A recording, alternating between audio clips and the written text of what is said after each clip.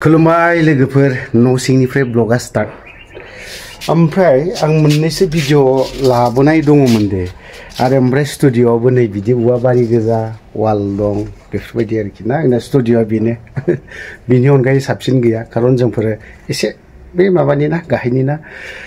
जिखियानो जादोला बाथ्राया ओरैबायदि अदालगुरियाव बिराद बिजनेसखौ हमनो गोरों आरो ओमफ्राय खानाय हानाय बेयावबो गोरों मोजां आरो थाबनो डेभेलप जाबावसिनगौमोन जोंना सार गबिन्दआ जुदि बेफोरखौ नायनानै जुदि एसे मोजांनो माबा खालामोमोनबा दा दिनैहाय जों एसे जाखिनि नुदों जासिनायाव बै समाव एसे जाबावनांगौमोन आरोखि एसे जाबावनांगौमोन ओमफ्राय जाय मादै ड्रागन फानदों बिनि माखासे सान्दुं गोसायाव ओरैबायदि थिं थिं सान्दुङाव जिरायनानै थानाय ना मादैया माने दुखु नांनानै बोरैबा नांदों गोसोआव जों थाखा फैसा गैजाया थेवबो आगष्टनि 28 तारिख खालि जों बायदों मोनायावहाय 28 तारिखआव नङा 28 तारिखआवनो दे थिग 12टा 1टासोआव जों बायदों बे ड्रागनखौ मोननैसो जिनिस लायनो होनना थांदोंमोन बावहाय मादैनि सान्दुं गोसा थिं थिं सान्दुं गोसायाव जिरायना थानायखौ नुनानै आयै मानो बिदि फानखो बिमायालाय होननानैथ' माबा मोनसे लाहैनि बेफोरबायदि साननानै जों ड्रागन एसे लाबोबाय जाखिनि मोनबोफिननांगौमोन बे मादैनिफ्राय जों बेखौबो लाबोफिनासै मादैखौ जे मादै नों साहा लोंलांदो होननानै जोङो होबोनाय जादों लाबोनाय जादों बे मादैनि माखासे भिडिअ फुटेजफोरबो दं बेखौ एसे खोन्थानि नङा होमबा दुखु नाङो आरोखि माब्लाबा आरो ओमफ्राय फैयै फैयै आरो मा नुबावबाय अदालगुरि टाउनावनो बे स्टेशननिफ्राय जेब्ला ओंखारगोन अब्ला सिदा सिदानो फाख्रि दंफां सिङावहाय सासे बाजैया खुसेर बिदि फानदों आरोखि बे बुंदों मा बे सरकारा फैयाबा हामगौमोन आरो साबसिनसो जाबावगौमोन बे सरकार फैयामोनबा बेखिनि बाथ्राखौ जों खोनानो मोनदों थ' बावहाय गोबां बाथ्रा बुंनो लुबैदोंमोन बेसोरा बाजैयाबो माखासे बुंमालाय माथो जानाय दिनै बिथांमोननि बै सुबुंफोरनि व्यक्तिखौ बै व्यक्तिनि बाथ्राफोरानो सलिया नालाय ओमफ्राय बिसोरबो बुंदोंमोन नालाय जोंनि बर'नि दैदेनगिरिफोराना गाज्रि मोनलायगोन दा नाम मख'आबाबोथ' उफाय गैया नैबे निसिमानि बिना गयारिया बुंदोंमोन जे माने मावाबानो जों मोनजाखाया जाय मैगं फाननानै जाग्रा बिसोरबो फाननानै जानांनाय नंला बेफोरबायदि बुंदों जों मावाब्लानो मोनजाया बेफोरबायदि आरो जों बिजनेसखौ जों दासो फिसा आइजोफ्राबो हमहोलांदों दा जुदि बे बिजनेसखौ जुदि हमहोलाङाबा जों माबोरै रोंलांगोन बिजनेसाव बे बुंदोंमोन जे सरकारा रायजो राजानि आखायावनो थागोन पावारा गोसोबा मागोन आरो पावारा दंखायोबो रायजो राजानाव गोसोब्ला रायजो राजाया खुंथायाव थाग्राफोरखौ सोलायहोनो हायो आरोखि थ' बे बाजैनि माखासे बाथ्रा बुंनाय बेखौबो एसे खोनासंनानै लानि नङा होमबा एसे इन्टारेस्टिं जागोन मादै बे बेसेबां ड्रागना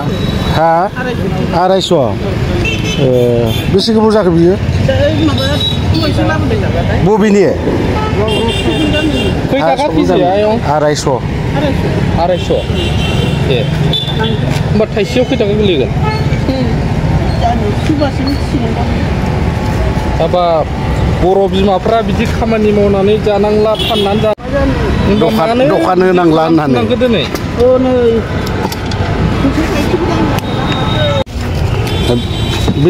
आधा केजि बेसेबां जागोन मादै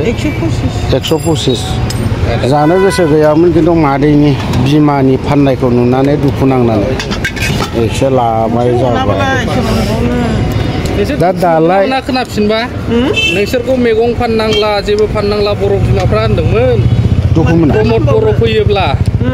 दिनै फाननांनायखौ नुफिनबाय माथो फाननांगोन दा बाबालाय उपाय गैयाना मा गामि जाखायानो माने खय बोसोर जाखो बाजै बिदि माबानाया जोंना बोसोरसे जायाखै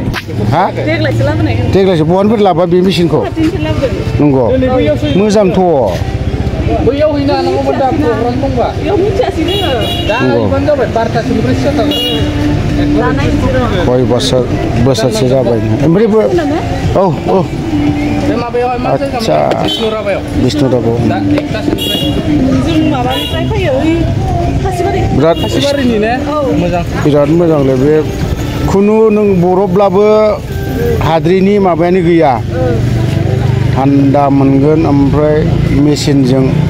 बेखौ माबायो ओमफ्राय बिनानाव जायो सानैबो ए आच्छा आच्छा आङो बिसानि सानि बिब'नि माबा आरो बाजै फिसाजो खोनाबाय बाजै ओइ बिना गयारिया बुंदोंमोन खुसेर फानना जानांला मैगं फानना जानांला होनदोंमोन बुंनाया बुंबाय थायो बिदिनो खुराङाव बुङो ओरैनो समायना बुंना दोनो जों बिसास खामारो बिनिखा नंगौ फोथाया दा खोथाया आच्छा आच्छा मा बिसोरनि माबाया फैयामोनबोला जोंनिया डेभेलपसो जाबावगौमोन डेभेलप जाबावगौमोन दा जों काप मोनसेयाव बेसेबां 20 टका 20 टका औ थिगानो जाबाय दे एसेसो लाबावनो बेखौ ओरैनो